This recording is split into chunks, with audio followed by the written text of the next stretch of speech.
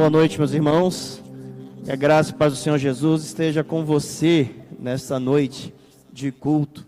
Nós vamos continuar logo, logo, adorando com outros cânticos, louvando ao nosso Deus. E esse cântico já diz que Jesus é o Verbo de Deus. E é o que nós temos aprendido, começamos na semana passada a estudar o Evangelho segundo João, né? Segundo João, que no seu capítulo 1 já diz que o nosso Senhor Jesus, nosso Salvador, é o Verbo que já existia antes da criação do mundo. Então Deus abençoe você e todos aqueles que nos acompanham pela internet, para que a gente possa cultuar juntos. Temos aqui alguns avisos bastante rápidos, né? Eu vou dar uma pincelada no que vai acontecer daqui a 2 semanas, que é a programação de Páscoa. A programação de Páscoa vai ser da seguinte maneira, irmãos. Às vezes é uma confusão quanto aos horários, quanto aos dias em que teremos nossos cultos. Então vamos registrando aí, para que daqui a 15 dias a gente esteja bem preparado. Na sexta-feira, que é o dia 30 de março, vai ter o culto das 7 palavras às 20 horas, ou seja, à noite, 8 horas da noite. No sábado, dia 31 de março, às 20 horas, nós vamos ter a encenação do departamento infantil, ou seja, sexta e sábado, às 20 horas, ou seja, 8 da noite.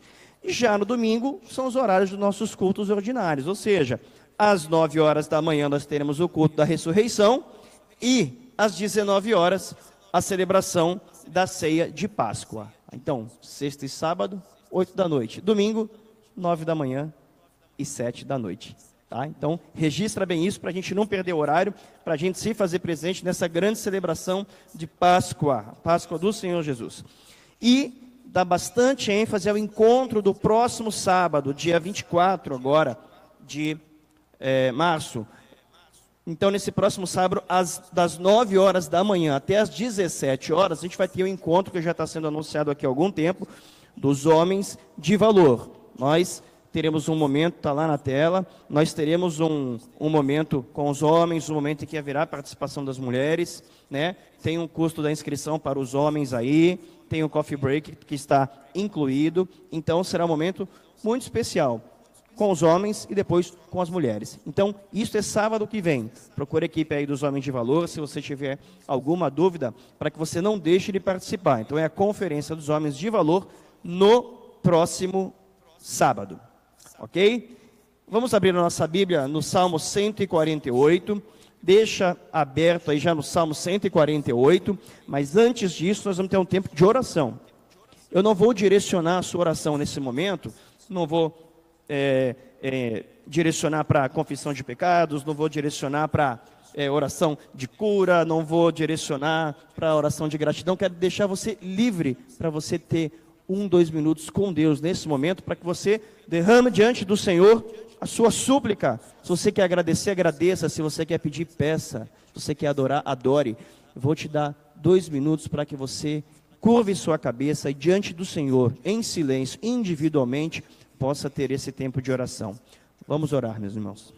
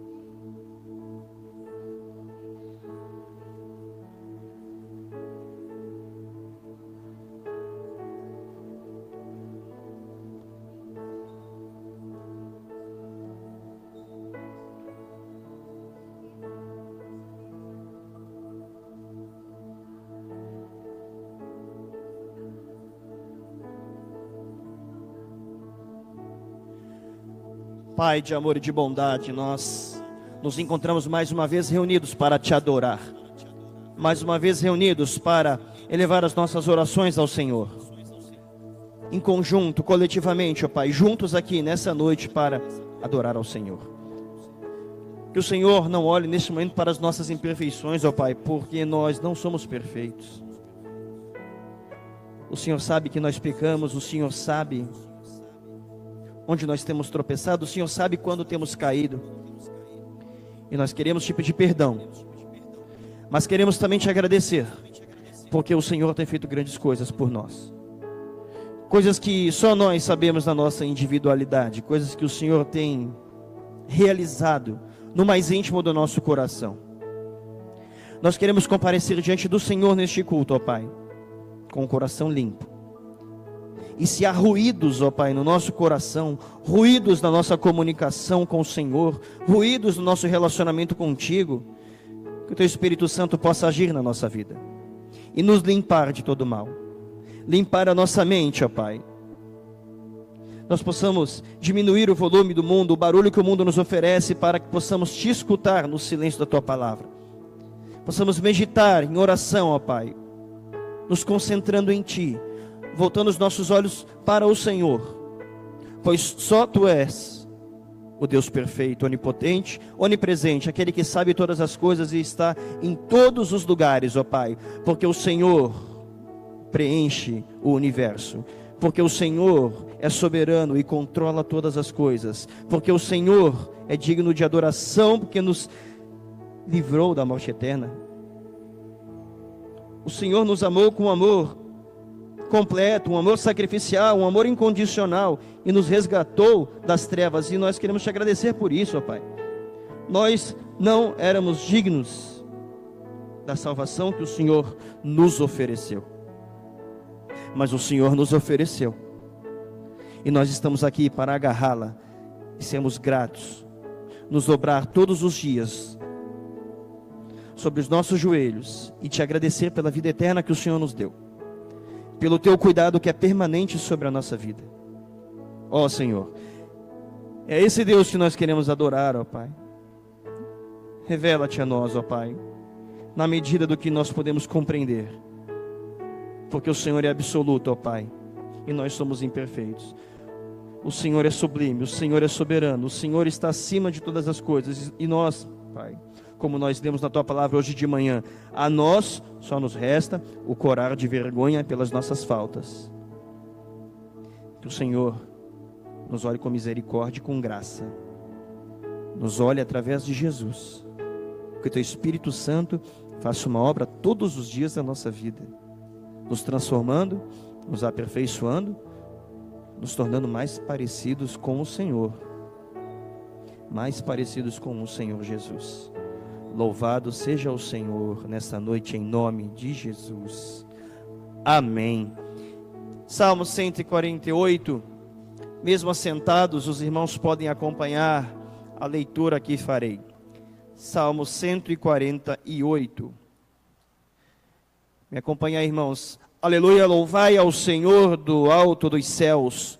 Louvai-o nas alturas. Louvai-o todos os seus anjos. Louvai-o todas as suas legiões celestes. Louvai-o sol e lua. Louvai-o todas as estrelas luzentes. Louvai-o céus dos céus e as águas que estão acima do firmamento. Louvem o nome do Senhor, pois mandou Ele e foram criados. E os estabeleceu para todo sempre, fixou-lhes uma ordem que não passará. Louvai ao Senhor da terra, monstros marinhos e abismos todos, fogo e saraiva, neve e vapor e ventos procelosos que lhe executam a palavra. Montes e todos os outeiros, árvores frutíferas e todos os cedros, feras e gados, répteis e voláteis, reis da terra e todos os povos, príncipes e todos os juízes da terra, rapazes e donzelas, velhos e crianças. Louvem o nome do Senhor, porque só o seu nome é excelso. A sua majestade é acima da terra e do céu.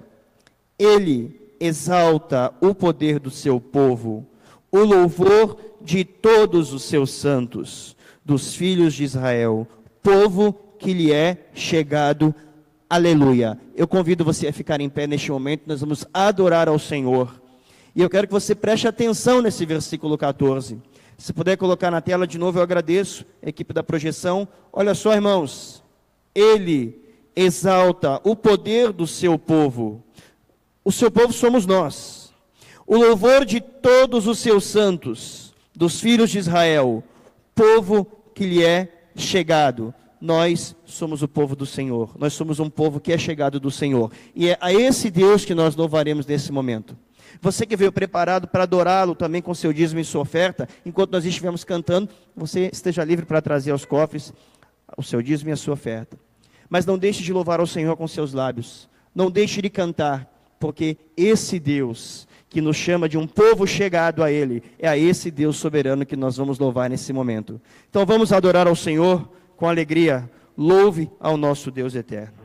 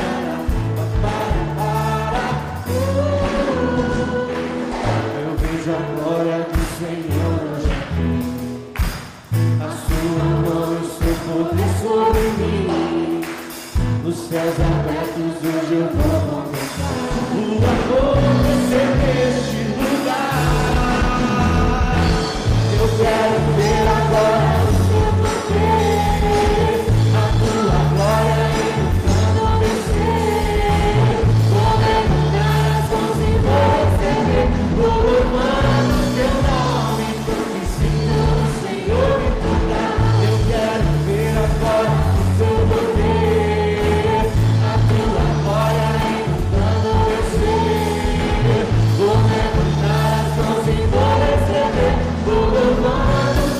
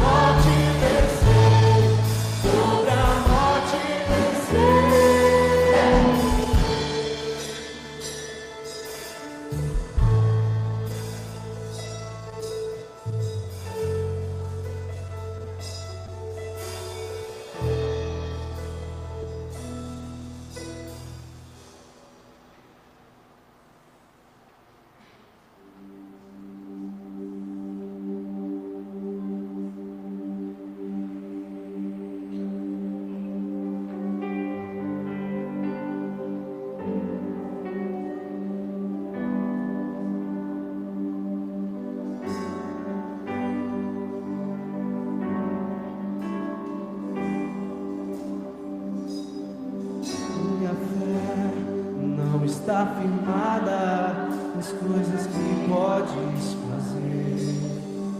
Eu aprendi a te adorar pelo que és. Dele vem o sim, o amém, somente dele e mais ninguém. A Deus seja o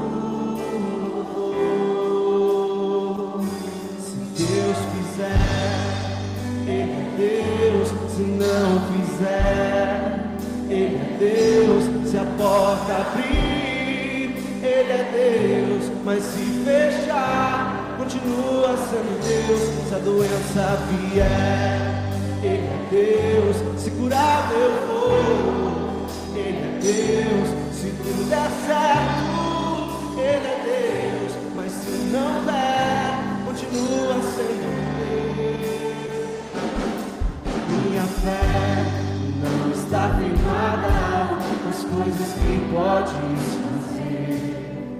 Eu aprendi a te adorar pelo que és. Dele veio sim o amém, somente dele mais ninguém. A Deus seja o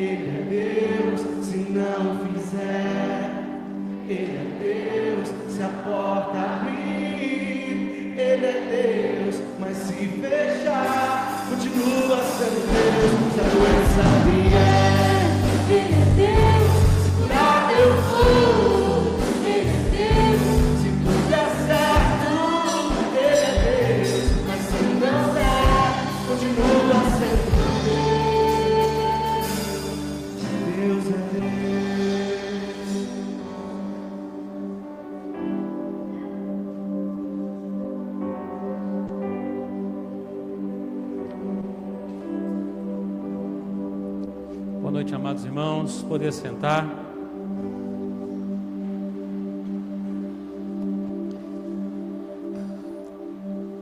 Nós estamos felizes nesta noite.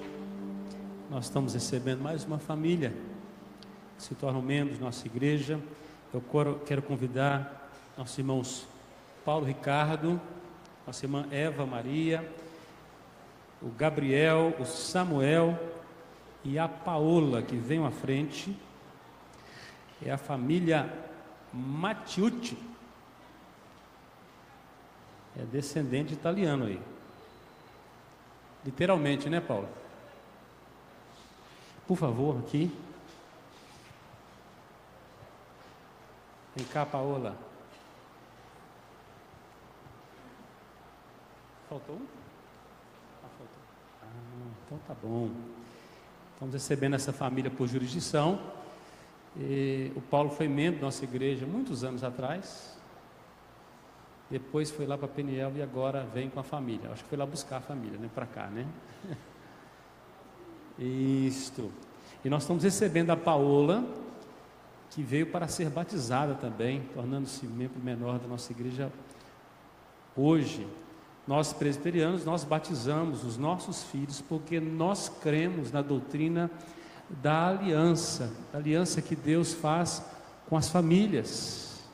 A bênção é para nós e para os nossos filhos. Nós vamos ver esse ensino em todo o Antigo Testamento, a família da aliança estabelecida por Deus, e Deus abençoando de geração em geração, onde os pais traziam os seus filhos ao Senhor, consagravam o Senhor já no nascimento. Os machos eram circuncidados ao 8º dia, tomando parte na família da fé, e os pais assumiam um compromisso com Deus, de ensinar os filhos no caminho do Senhor. No texto de Deuteronômio capítulo 6, diz que deveria ser ensinado aos filhos ao andar, ao levantar, pelo caminho, todo o tempo deveria ensinar.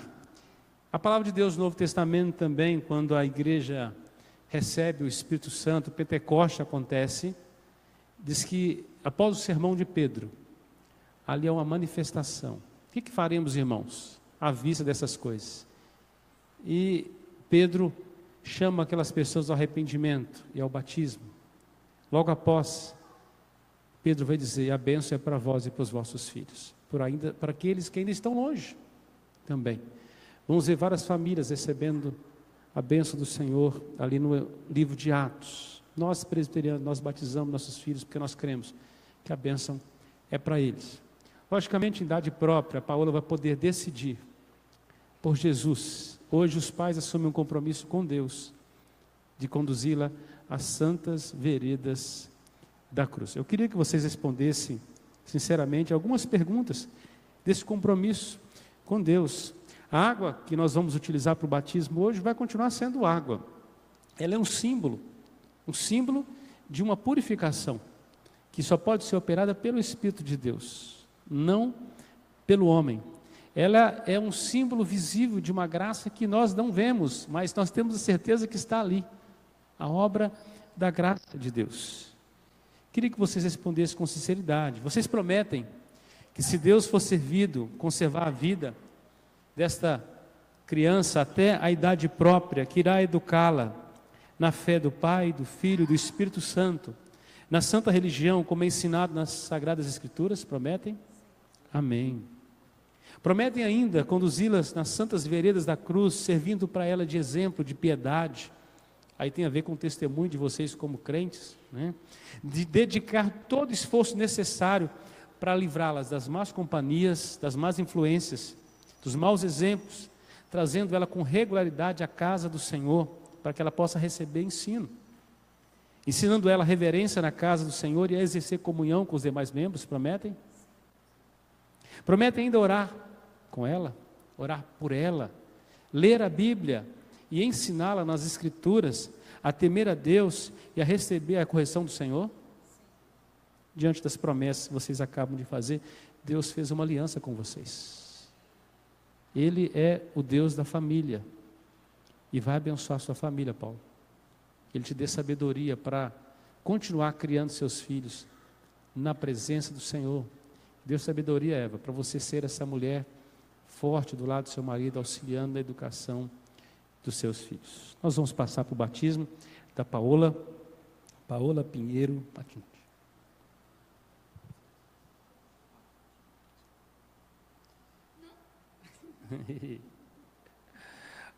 Paola, filha da promessa, eu te batizo em nome do Pai, do Filho e do Santo Espírito de Deus. Pai, eu te louvo por esta criança. Sabemos, ó Deus, que dos tais é o reino do Senhor. Que o Senhor possa derramar sobre ela do teu Espírito, graça sobre graça, preservando para a honra do Senhor, ó Pai. Que ela cresça em estatura e graça diante do Senhor. E que em tempo próprio, ela com seus próprios lábios e com alegria confesse o Senhor como seu dono, como seu Salvador. Sustenta a vida do Paulo, da Eva, sustenta, ó Deus, a vida do Gabriel, ó Deus, a vida do Samuel, desta família, os quais os abençoamos em nome de Jesus. Amém. Vamos dar uma salva de palmas para esta família linda.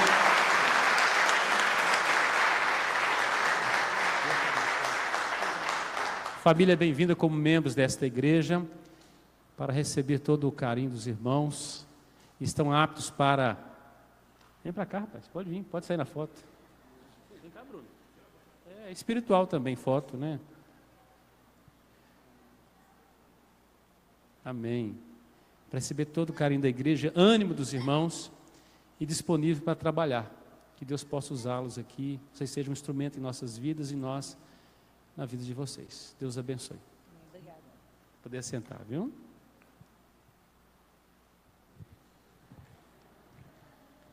O Bruno Vieira está aí? Vamos, Bruno, vem aqui, Bruno. Meu xará. Vem aqui, meu irmão.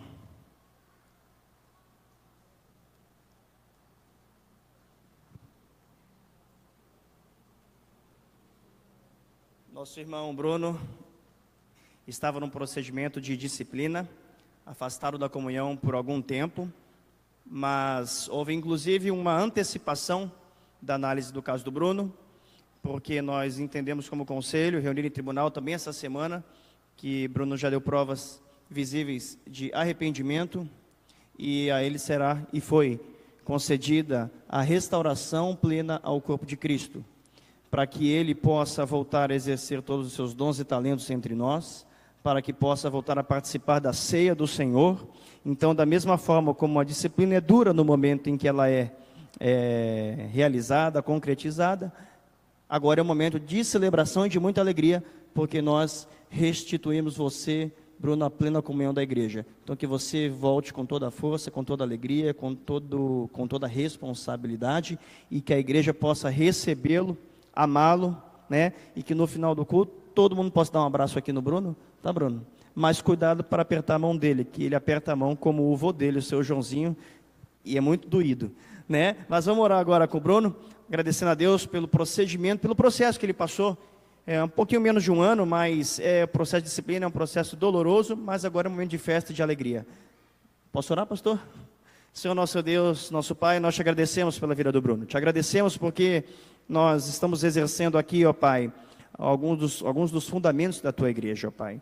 No momento oportuno, nosso irmão passou por um momento duro de disciplina, mas agora está sendo restaurado, Senhor, plenamente a comunhão da igreja, de forma que ele possa exercer seus dons publicamente, possa colocar novamente as suas mãos ao serviço do Senhor, possa participar da ceia conosco, possa estar perfeitamente habilitado para realizar a obra que o Senhor planejou para ele. Que o Senhor o abençoe tremendamente e que a nossa igreja possa recebê-lo novamente, ó Pai, para que possamos abraçá-lo, para que possamos somar forças com ele, acolhê-lo, ó Pai, tudo para a honra e glória do Senhor Jesus. Obrigado porque o Senhor deu forças a ele nesse momento tão difícil, mas que agora se conclui com uma grande alegria. Louvado seja o nome do Senhor, em nome de Jesus que nós oramos. Amém. Deus te abençoe, meu irmão. Glória a Deus. Vou chamar as crianças, pastor Vomar já fica por aqui, que a gente vai orar por ele. Criançada, por favor. A equipe também que vai cuidar deles nessa noite, venha para frente.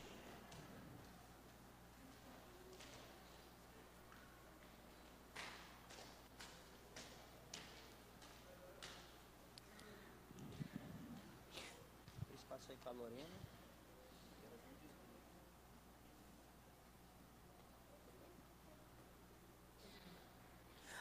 Vamos orar para essa turma tão bonita aqui. Senhor nosso Deus, nosso Pai, nós te agradecemos porque estes pequenos estão aqui, porque estão aqui para mais uma vez serem instruídos na Tua Palavra. Que o Senhor possa, Senhor, fortalecer e fazer crescer a semente que já está nos seus corações. Que o Senhor abençoe também os ministros da Tua Palavra, que vão ministrar na vida deles nesse momento lá embaixo, Senhor. Que o Senhor fortaleça cada um. Que o Senhor abençoe os pais, os responsáveis de todos estes aqui. Para que, Senhor, dentro dos nossos lares, prevaleça a palavra do Senhor. A gente nunca deixa de ensinar os nossos pequenos nos Teus caminhos, porque a promessa da Tua palavra é que eles não vão se esquecer dessa palavra.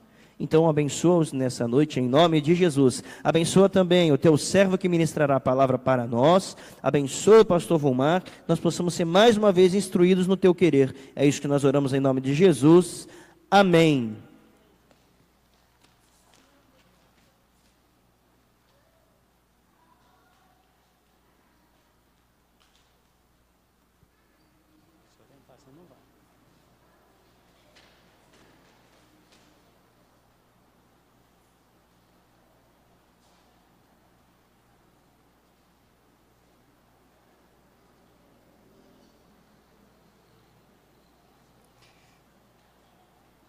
Convido você a abrir a sua Bíblia, Evangelho de João. Nós vamos continuar aquela conversa que tivemos pela manhã, falando um pouquinho hoje sobre encontros, nesta noite, sobre encontros transformadores. Capítulo 1, do verso 35 até o verso 52. Vamos ficar de pé para fazermos essa leitura juntos?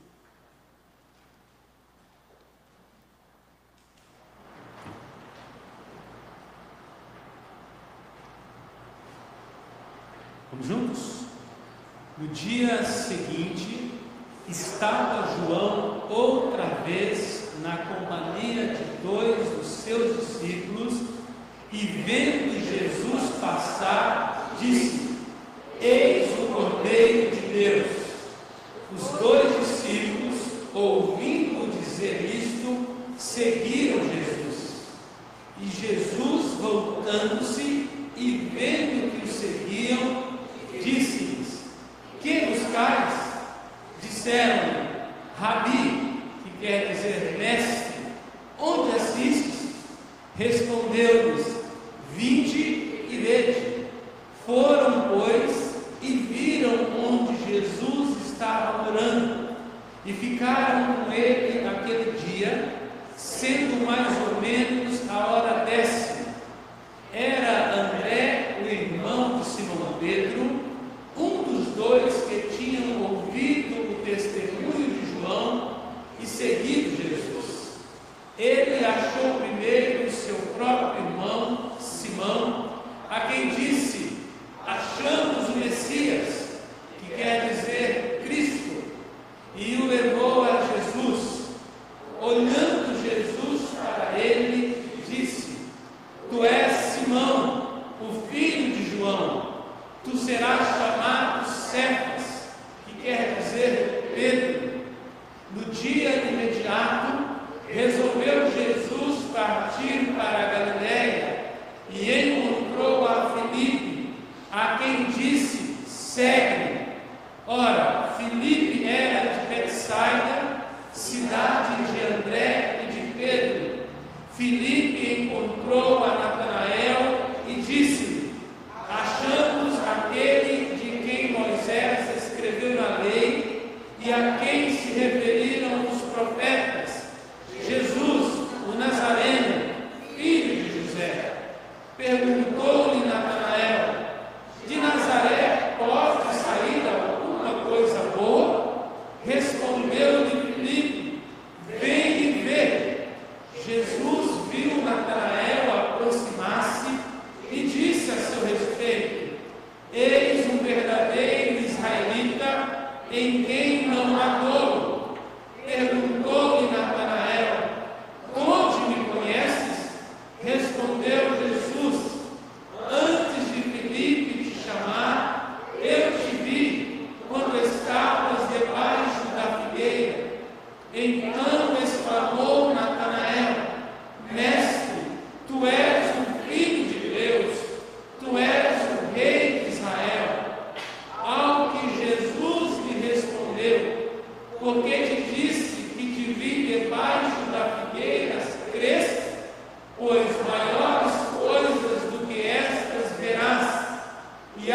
acrescentou: em verdade vos digo, que vereis o céu aberto e os anjos de Deus subindo e descendo sobre o Filho do Homem. Vamos orar mais uma vez? Pai de amor e graça, obrigado por tua palavra rica, preciosa, santa. Que nesta noite tua palavra, ó Deus, possa aflorar o nosso coração. Fale, ó Deus, que o teu Espírito Santo, de maneira livre, conduza a tua palavra ao nosso coração. Nos ajuda na nossa falta de fé, na nossa falta de perseverança na palavra. Ó Deus, nas vezes que nós olhamos mais as ondas, mais as tempestades, do que o Senhor que governa todas as coisas. Que os nossos olhos possam estar fitos no Senhor Jesus neste momento e receber dele toda a instrução, que o teu Espírito Santo assim nos conduza. Oramos em nome de Jesus. Amém. Pode sentar, amado.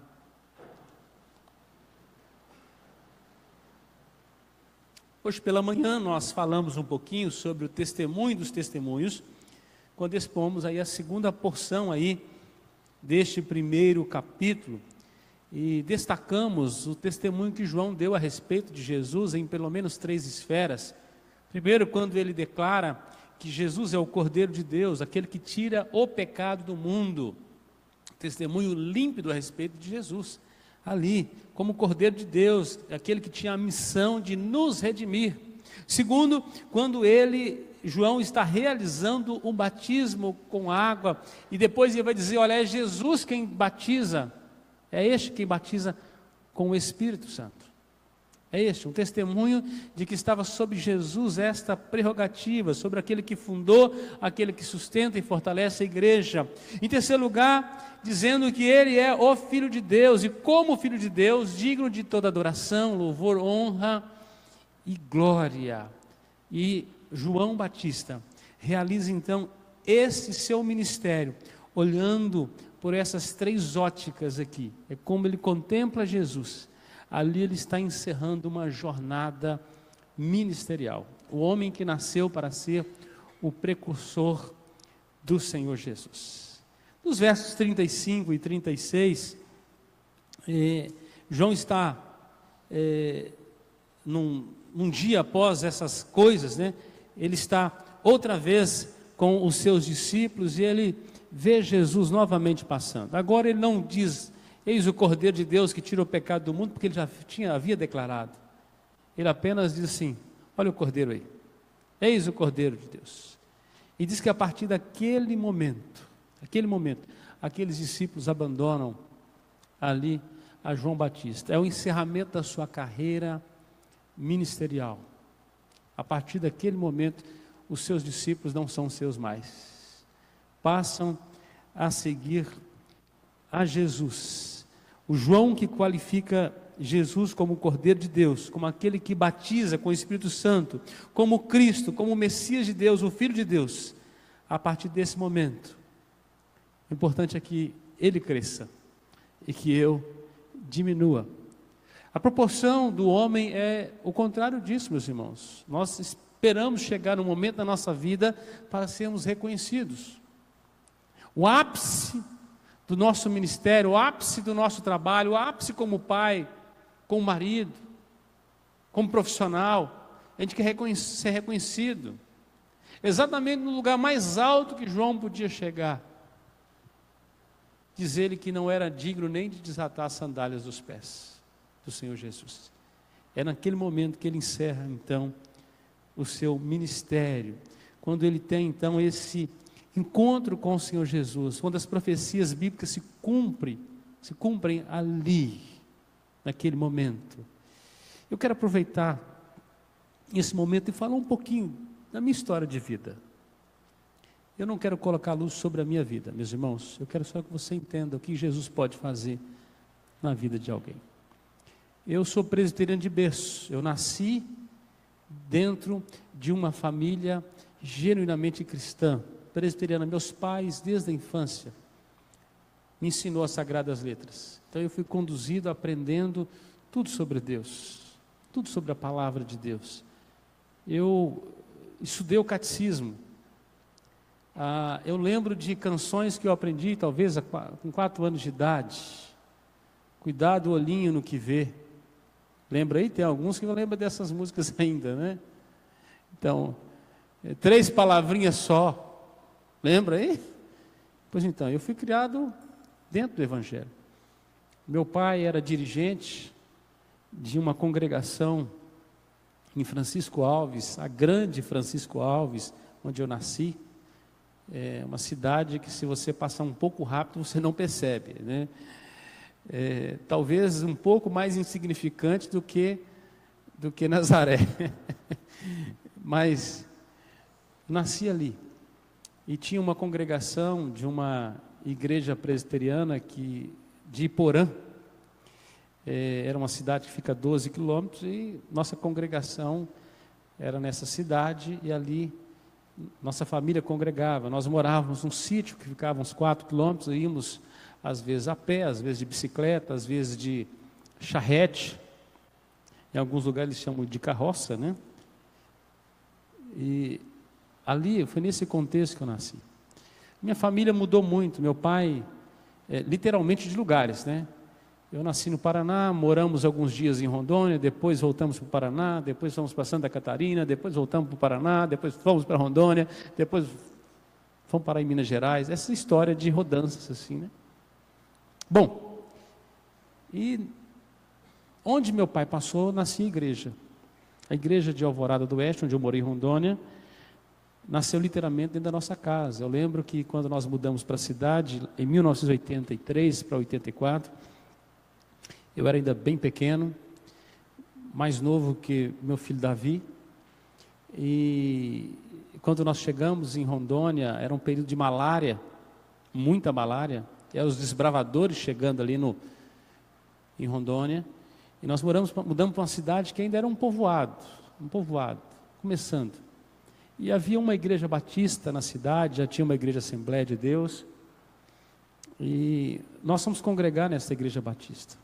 Mas passou uns 3 meses congregando ali, nós não podíamos participar da ceia, ou meus pais não podiam participar da ceia, porque nós não tínhamos sido batizados novamente. Meu pai era muito resistente, um presbiteriano de berço, e ele ficou muito desapontado com aquilo, porque não foi recebido como ele gostaria. Então, ele falou assim: olha, se não tem uma igreja presbiteriana na minha cidade, vai nascer uma. E aí nós começamos um culto doméstico, juntou-se com mais uma outra família que havia mudado, também de presbiterianos, mudado para ali, e ali começou a igreja de Alvorada, que hoje tem outras filhas.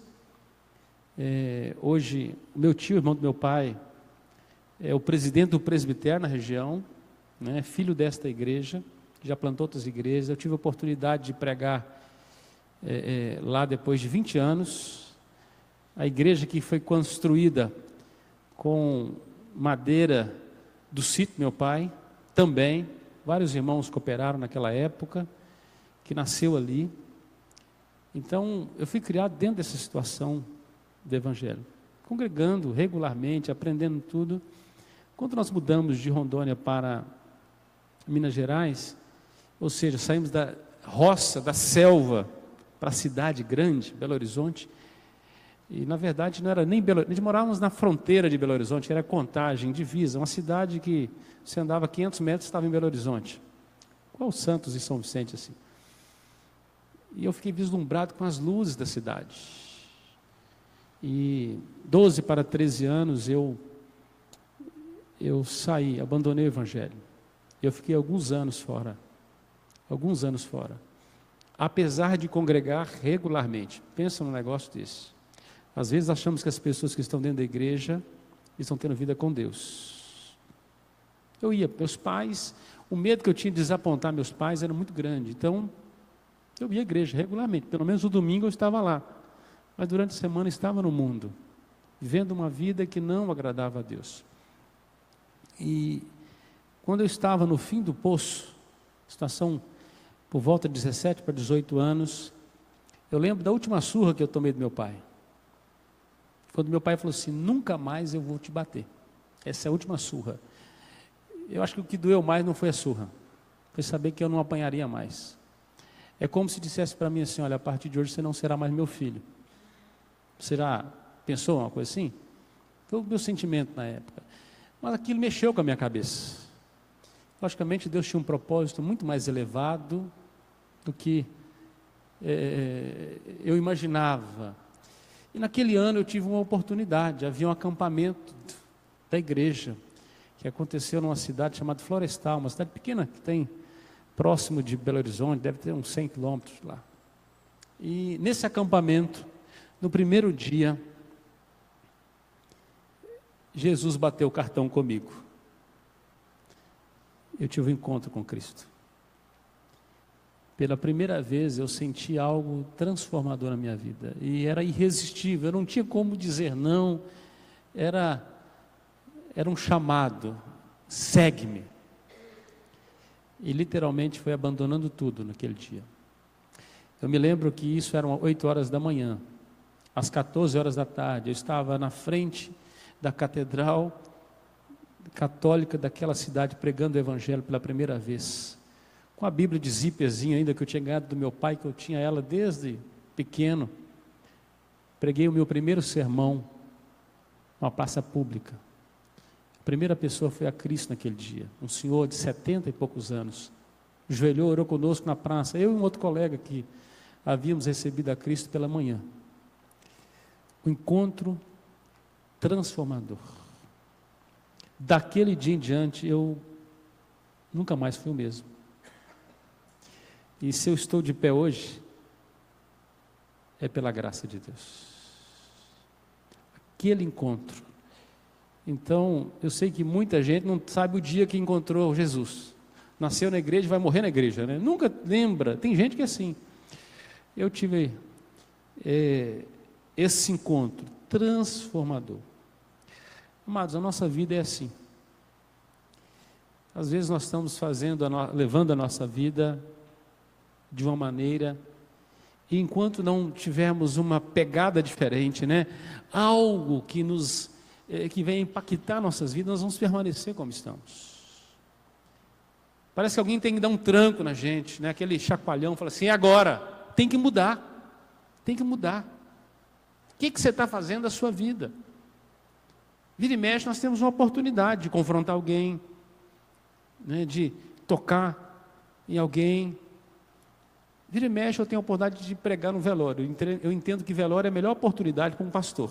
É o único lugar que as pessoas ouvem caladamente. Exatamente. Silêncio e prestem atenção. É uma oportunidade. Quantas vezes eu já pude chacoalhar famílias inteiras ali, que ao invés de consolar, eu confrontei pecados. Chamei as pessoas para o arrependimento, para voltar para Cristo. Talvez não terão outra oportunidade para prestar tanta atenção numa palavra como naquele dia. E a gente aproveita o momento para levar pessoas a Cristo. Pois bem, naquele encontro que eu tive com Jesus, algumas decisões eu tomei, e eu sou o que sou hoje pela graça de Deus. Então a vida é marcada de encontros, cada um deles marcam as nossas vidas. João vai descrever aqui vários encontros, e cada um desses encontros são encontros transformadores. Eu fiz questão de narrá-los aqui de maneira breve hoje, para aplicar isso em nossa vida, porque é o que o texto nos permite. O primeiro encontro transformador foi o de Jesus e de João Batista. Esse encontro foi transformador. Por quê? Porque é um encontro que faz um processo chamado processo de transferência. Dos versos 35 ao verso 37, diz que é isso que acontece, de Jesus, João está ali, e ele tem esse encontro com Jesus ali, ele mostra para os discípulos que estão em sua companhia, olha, eis o Cordeiro de Deus, e diz assim, e 2 dos seus discípulos, ouvindo dizer isso, seguem a Jesus. É como se ele fizesse propaganda para o outro, não é isso? É a Pepsi fazendo propaganda para a Coca-Cola, né? Olha, o bom é ele. O bom não é o limão, é a laranja. Mudou tudo. E diz que aqueles homens, a partir daquele momento, falam assim, então eu tenho um sentido para andar. Não tem mais sentido andar com João Batista, o sentido agora é andar com Jesus. Nunca foi sobre João, sempre foi sobre Jesus. Então é com ele que eu quero andar.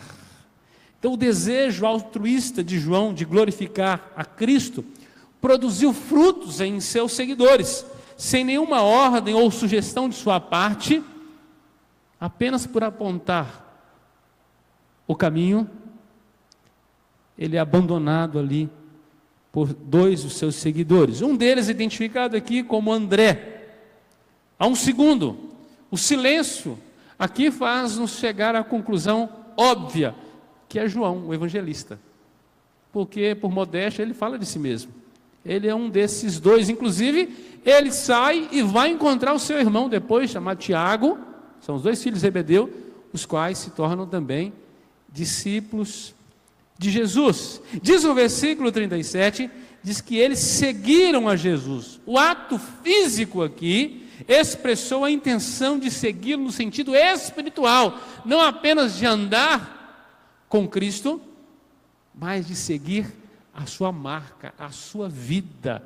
É andar na vida de Cristo, nas pegadas de Cristo, nos valores de Cristo. Então o que nós encontramos no primeiro encontro é transferência. Uma oportunidade que João tinha de passar o bastão vencendo, de cumprir a sua carreira. Aquele texto de Paulo, né? Combati o bom combate, completei a carreira e guardei a fé. João estava encerrando o seu chamado. Você falou, mas tão curto, 30 e poucos anos, novo demais, novo demais. Olha, um dia nos atos do Senhor vale mais que 1000, você sabia disso? A noção de que o chamado de Deus para a sua vida havia sido concretizado é realizador. Triste é andar numa vida sem propósito.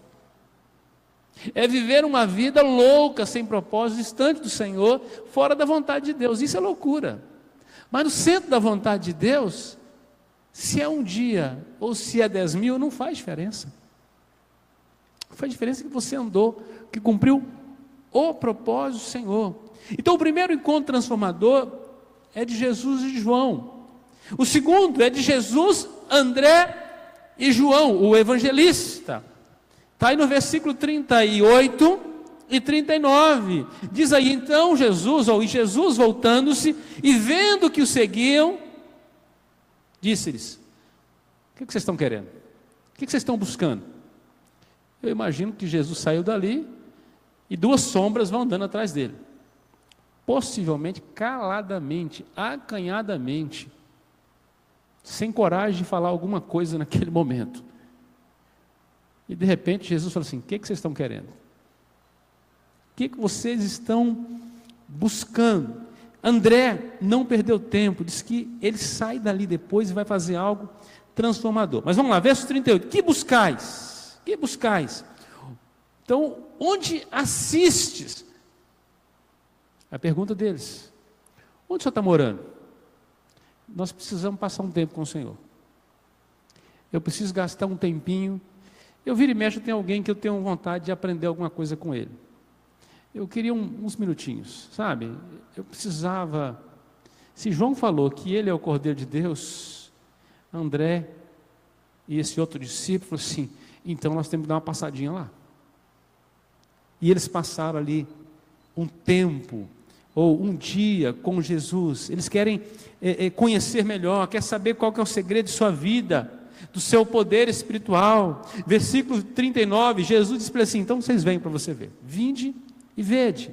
Aquele tempo com Jesus foi tão marcante, que anos mais tarde, João lembrou, que hora foi aquilo? Diz ele que era, qual que é aí? 4 horas da tarde, a 10ª hora, a 9ª hora é 3 horas da tarde, 4 da tarde, ele lembra do dia, ele lembra do horário. Eu lembro disso da minha conversão, eu lembro do horário, eu lembro do texto que foi lido, ficou fresco na minha memória, aquilo foi um tsunami de Deus na minha vida, eu lembro do dia. Mas mais importante do que o lugar, do que o dia, é a pessoa que eles encontraram. Jesus mudou a visão de André e João, mudou. Qual que é a palavra aqui desse encontro? É busca. A palavra aqui é busca. Que buscais. Se um é transferência, o outro é busca. O que você tem buscado? Qual é a sua busca? O que você tem procurado para a sua vida? Esses homens procuravam sentido. Terceiro encontro transformador foi o de Jesus e Pedro. A palavra é mudança. Diz que André, saindo dali, versículo 40 e 42 agora, diz que saindo dali, ele foi ao encalço do seu irmão, Simão, e diz que encontrando, ele disse: Simão, achamos o Messias. Achamos o Messias. Qual é o impacto na vida desse homem? É que André ficou tão tocado pelo Senhor Jesus, que aquilo ele não podia guardar para ele mesmo. É um dos protótipos evangelistas da Bíblia. Alguém que encontra um tesouro maravilhoso num campo, vende tudo para comprar aquele campo. Jesus fala sobre essa parábola. É impossível conhecer a Jesus e não contar para ninguém. É porque não teve um encontro transformador. Não encontrou o que buscava. Aquele que encontrou, ele não se cala. Não dá para se calar. O próprio Filipe, que vai ter um encontro com Jesus logo depois, bem mais tarde, anos mais tarde, o eunuco o procura. E naquele contexto, naquele encontro com o eunuco, diz que o eunuco queria uma explicação sobre um texto de Isaías, e diz que ele começou pelo texto de Isaías, mas ele anunciou Jesus. O que andava no coração daquele homem era a necessidade de proclamar. João fez questão também de esclarecer que ele também foi ao encalço de Tiago, seu irmão. Não foi somente André que foi atrás de Simão, mas se você pegar o texto de Marcos, capítulo 1, você vai ver que ambos se tornaram discípulos de Jesus. Então não foi somente André que alcançou o Simão, mas foi também o João que alcançou o Tiago. E a mensagem deles é: achamos o Messias. A alegria de ter encontrado Jesus e de logo contar aos seus irmãos que encontrou o ungido de Deus, o Cristo, aqui. O Messias, o esperado de Deus. Lógico que esse fato que marcou a vida desses homens estava impregnado de profecias, meus irmãos. Era esperado este contexto. Ainda seguindo o texto, diz o versículo 42, diz que o levou a Jesus. Volta no texto, por favor. Se o levou a Jesus, e olhando Jesus para ele, disse: tu és Simão, filho de João, tu serás chamado de Cefas, quer dizer Pedro, ou pedra. Mudança de nome. Primeiro encontro de Jesus agora com Simão é para mudar o nome. O que Jesus está fazendo na vida de Pedro? Um homem inconstante. Jesus estava dizendo assim: você vai ser fundamento, você vai ser forte. Jesus já estava vendo o futuro de Pedro, ainda que distante. Jesus estava identificando Pedro ali. Lá no capítulo de Lucas, capítulo 22 de Lucas, versículo 31 e 32, diz assim: Simão, Simão, eis que Satanás vos reclamou para vos peneirar como trigo. Interessante que Jesus estava chamando Simão de Pedro várias vezes, mas Jesus volta a chamar o Pedro de Simão novamente. Por quê? Tem um propósito. Eu, porém, roguei por ti, para que a tua fé não desfaleça. Tu, pois, quando te converteres, fortalece aos teus irmãos. Fortalece aos irmãos. Pedro, você precisa ser uma fortaleza. Uma fortaleza. Pedra. Cefas. Esse encontro transformador é para fazer de Pedro um fundamento uma pedra. Jesus mudou o nome, mudou a profissão e mudou a vida de Pedro. Mudou a vida de Pedro. Encontros transformadores. O quarto encontro é o encontro de Jesus e Filipe. Nesse encontro nós encontramos chamado. Chamado. Diz o versículo 43. No dia imediato, resolveu Jesus partir para Galiléia e encontrou a Filipe, a quem disse: segue-me, segue-me. O que aconteceu com Filipe? Ele seguiu Jesus. Não houve questionamento. Chamado. Se há um contexto de busca, se há um contexto de mudança, agora é Jesus que vai ao encalço. E Jesus vai passando dizendo assim: eu quero você, vem, segue-me. Eu imagino o privilégio para Filipe. E ele passa a seguir o mestre. Agora ele não apenas é o discípulo que escolhe, agora é o mestre que escolhe os seus discípulos. O contexto de Filipe é obediência. Quanto a chamado, obediência. Filipe é o mesmo Filipe lá de Atos capítulo 8. Você vai ler lá, aquele encontro que ele tem com o etíope, mas antes ele já evangelizava, diz que ele evangelizava várias cidades, muita gente ia a Cristo, e ele operava muitos sinais, esse homem de Deus já operava, homem impactado, um encontro transformador. Então, Jesus fez de Filipe um evangelista apaixonado. O chamado de Jesus para Filipe era para ser um discípulo evangelizador, alcançar muita gente, o itinerante, o sujeito que não para, onde passa, fala de Jesus. Talvez você esteja aqui nessa noite e se identifique com algum desses discípulos.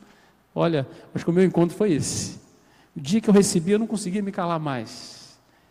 Eu conheço alguns aqui na igreja. Onde vai, eu gosto mais da personalidade de Filipe. Qualquer assunto dá para falar de Jesus. E depois de alguns anos a gente vê crentes no contrário, né? Todo assunto bíblico ele leva para o mundo. Filipe, todo assunto mundano pode ser uma oportunidade. Quando eu brinco com os irmãos, que você chegar lá na feira e alguém reclamar do preço da batata, e você pode, né, numa frase você inverte tudo, né? Ô, dona Maria, tudo bem? Tudo bem, nós estamos aqui na feira. E ela fala assim: nossa, mas essa batata está muito cara. Aí você rapidamente fala assim: Filipe, com certeza seria isso, viu? Olha, caro foi o que Jesus pagou por nós na cruz. Tum! A conversa mudou de batata. Você entende isso, meu irmão?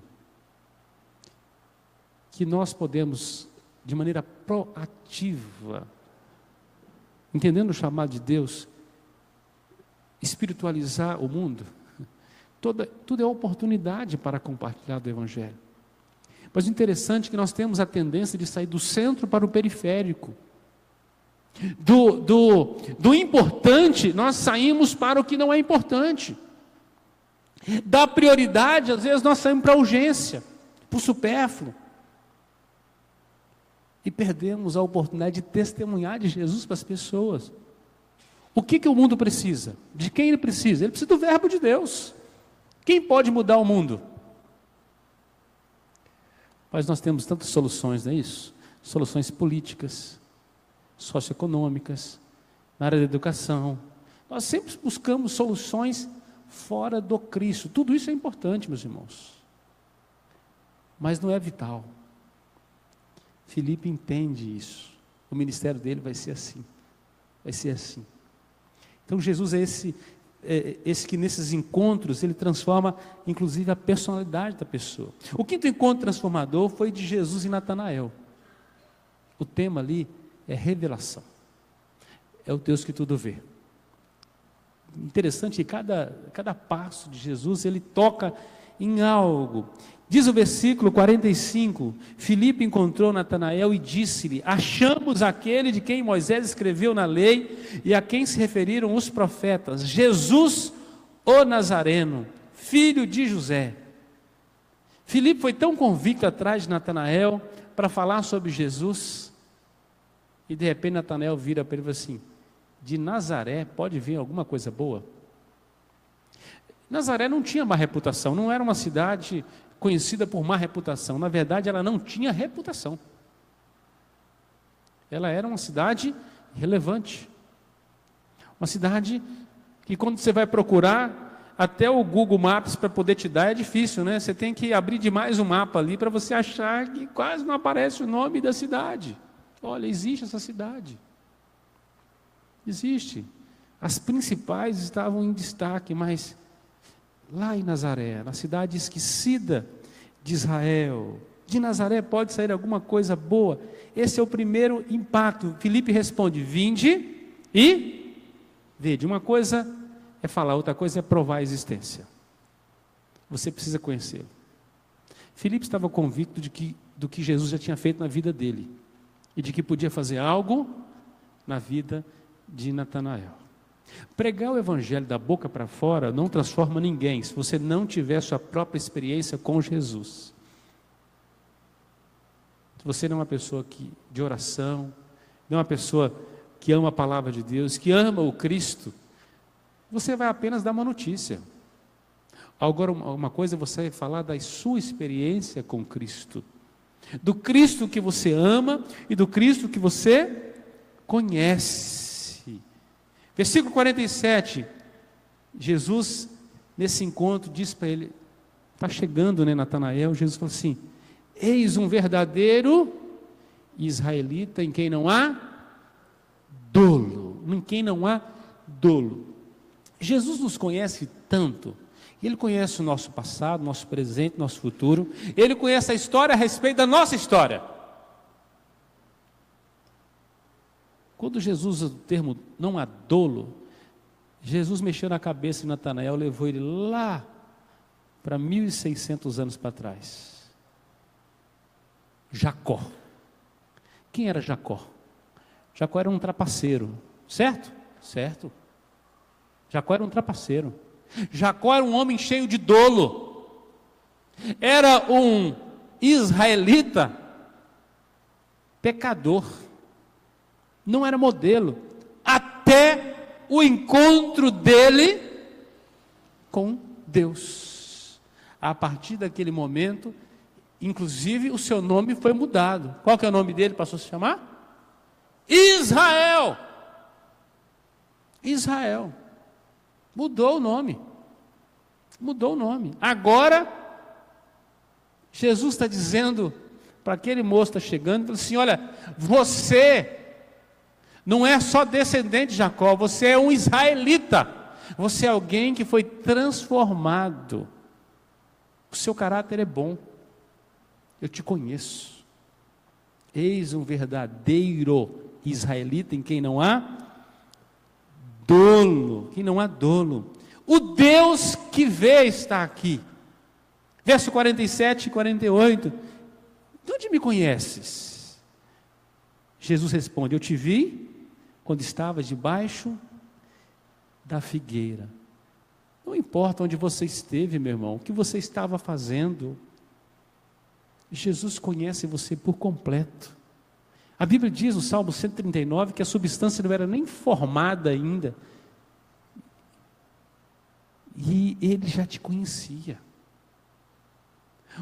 É o Deus que nos sonda, que conhece os nossos pensamentos, as nossas andanças, sabe o que fizemos no inverno, no verão passado, na primavera passada, sabe de tudo. O Deus que nós fechamos a porta do nosso quarto, oramos em secreto, e a Bíblia diz que Ele nos vê em secreto e nos recompensa. Jesus e Natanael é revelação, é o Deus que nos vê por dentro, é o Deus que nos conhece. Para Natanael, Jesus agora é mais do que o Messias. Dá para você entender que cada passo do Evangelho de João é uma revelação, uma transformação. O João Batista mesmo foi caracterizando Jesus aos poucos. Agora o mestre que caminha agora, unindo discípulos para um ministério de 3 anos e meio, encontra Natanael e agora ele é o Deus que vê.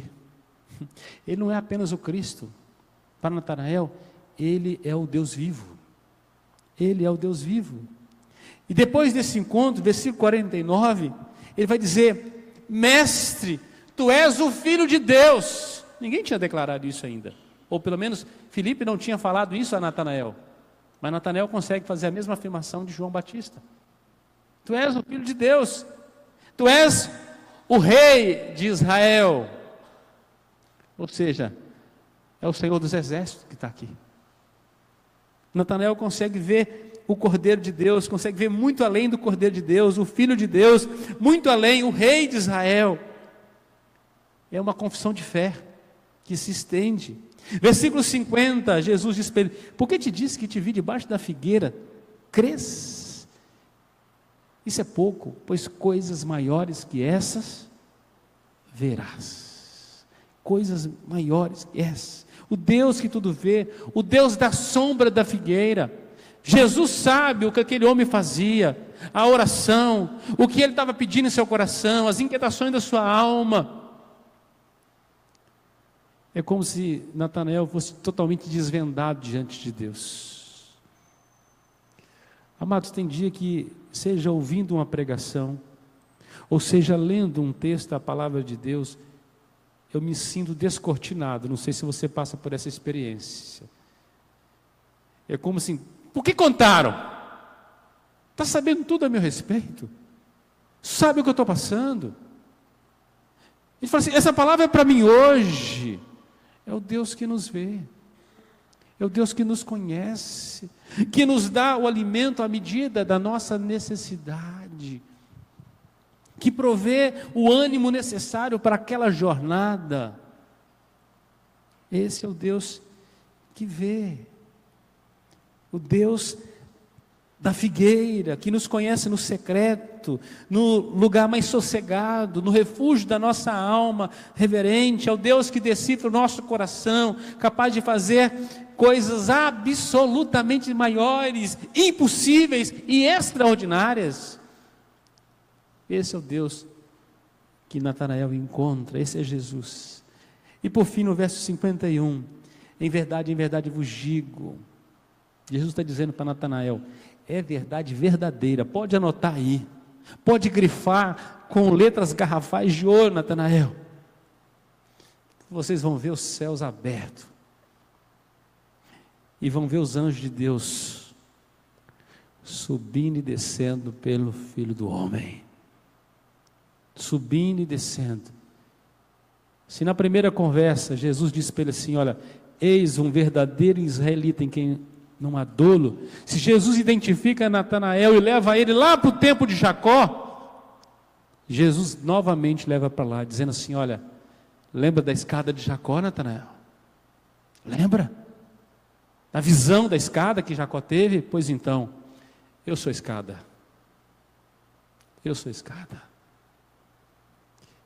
Só sobe se passar por mim. O Deus que tudo vê, coisas maiores, coisas que Natanael iria ter a oportunidade de pregar. Jesus é o mediador, meus irmãos, é o que liga o céu à terra, os homens a Deus, é o primeiro a entrar nos céus pelas portas e dizer: abram-se os portões, e os portais têm que ser abertos. Quem é este? Quem é este? Salmo 24. Abra-se os portais para que entre o Rei. Quem é este? É o Rei da Glória. É este que Natanael tem um encontro. O Deus que se revela. Encontros transformadores. Encontros que revelam. As coisas seriam maiores, pois Jesus estava dando àqueles discípulos ali a visão de sua obra completa, de quem ele era e do que podia fazer. Valia a pena andar com Jesus, aquele que era poderoso para nos reconciliar e nos reconectar com Deus. O que Jesus fez de Natanael? Um adorador, noção completa de quem é Jesus. Amados, a vida é feita de encontros, Nesta passagem, nesse bloco que nós pegamos hoje, são encontros. Os detalhes aí estão de algo que Jesus foi operando na vida, foi se revelando numa escalada, de uma maneira progressiva, se mostrando.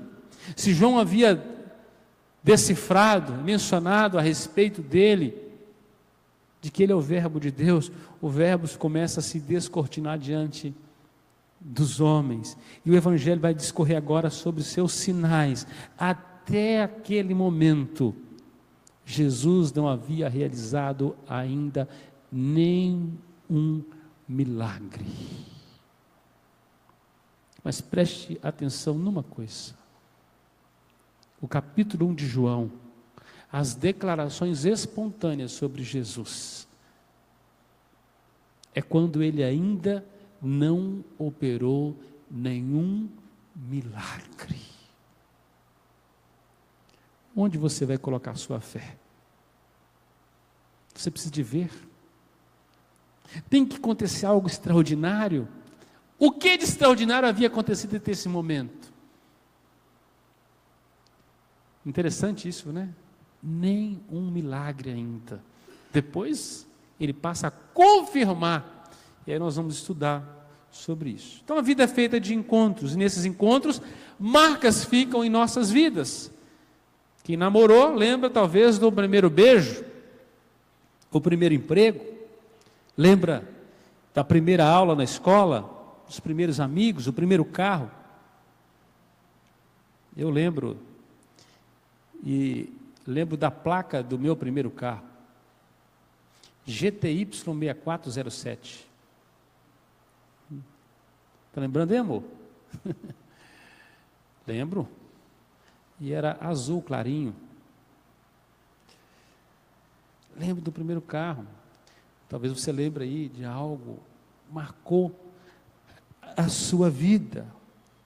A primeira casa. O dia do seu encontro com Jesus. Talvez você não lembre. Será que ele aconteceu já? Já mudou sua vida? Você lembra do seu encontro com Cristo? Do seu primeiro momento? Do seu coração queimando e você querendo servi-lo, adorá-lo? E de repente você fez plano daquilo que você iria fazer com ele, mas de repente seu coração se esfriou, se transformou-se num crente domingueiro. Lembra da marca daquele dia?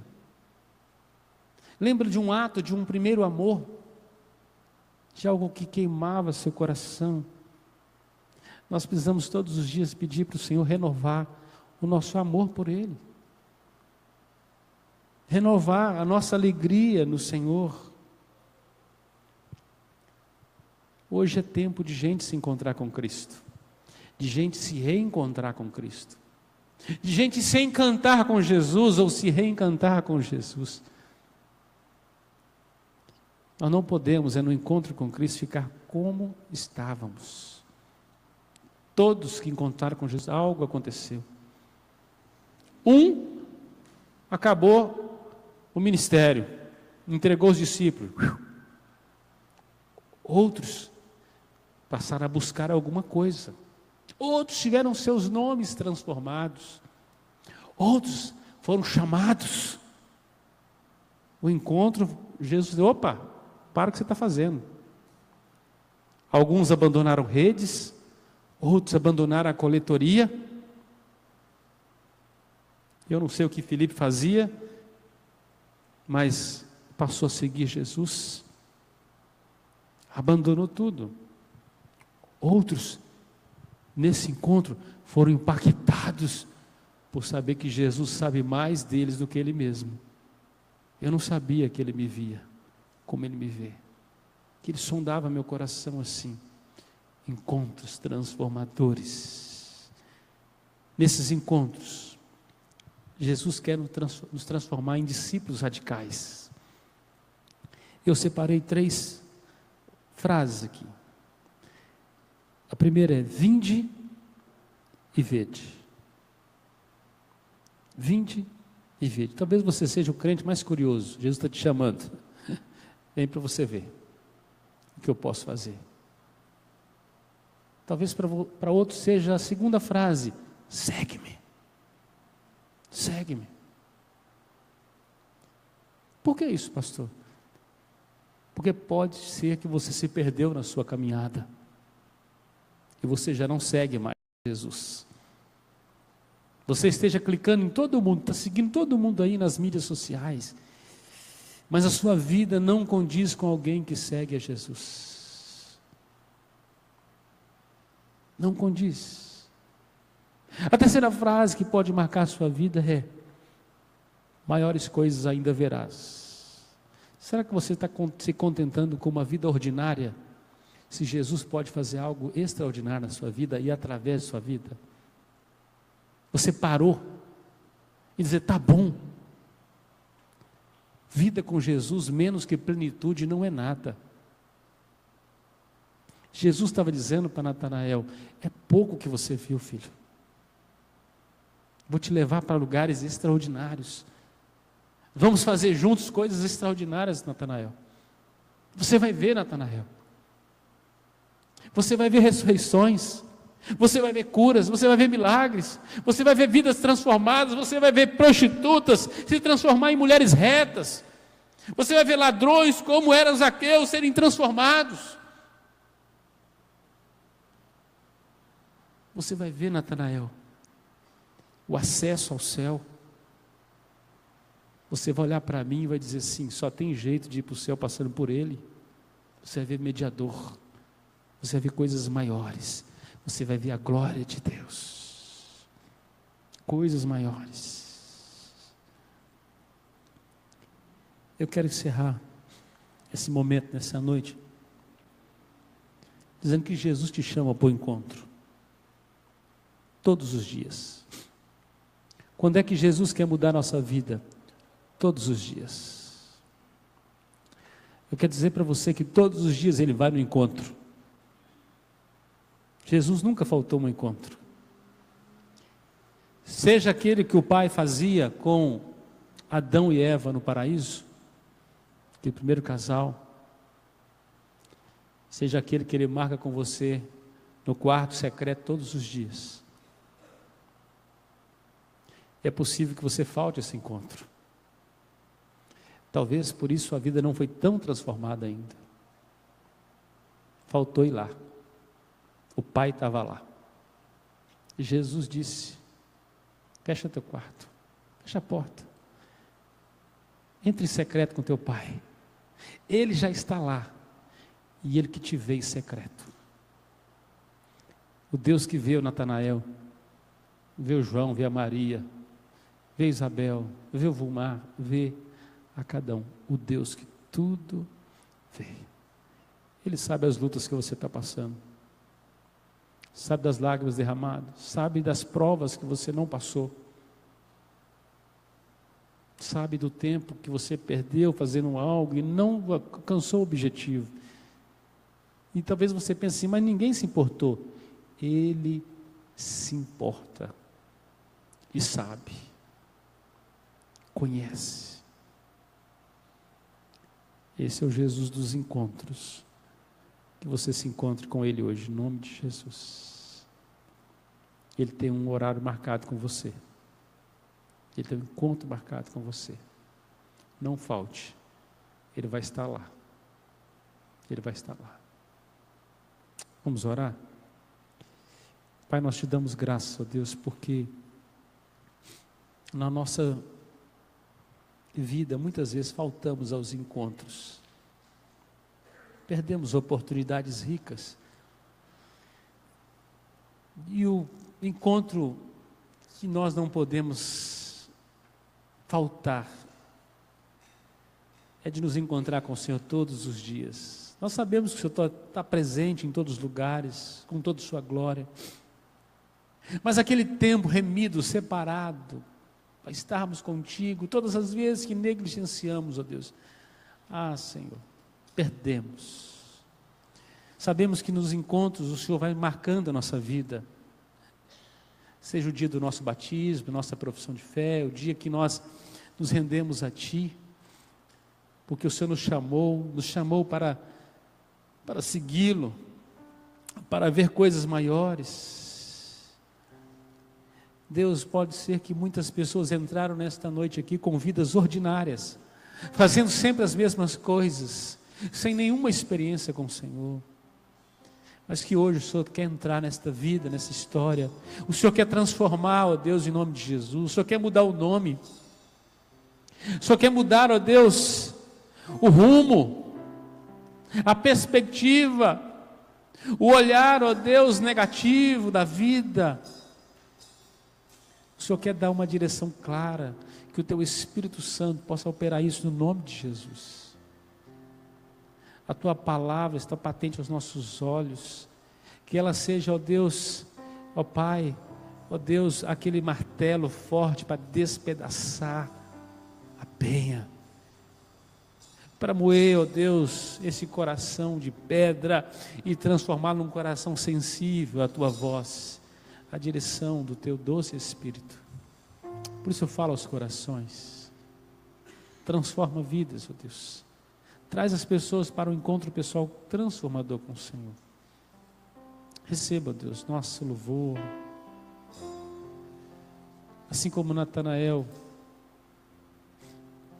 declarou que Tu és o Filho de Deus, Tu és o Rei de Israel.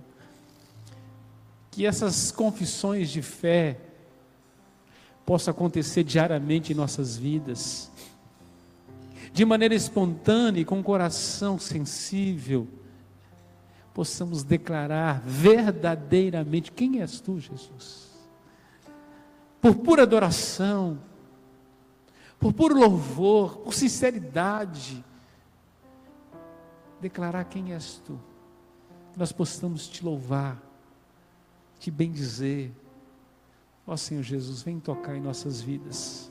Ó Espírito Santo, vem nos sensibilizar para adorarmos o Cordeiro de Deus, em nome de Jesus. Fique de pé, meu amado, nós vamos cantar uma canção. Adore o Senhor com esta canção. Declare o seu amor a Jesus.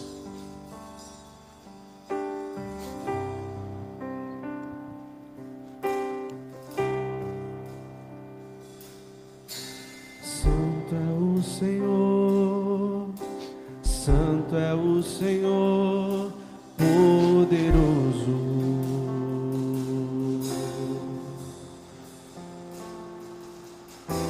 Santo é o Senhor, Santo é o Senhor, poderoso.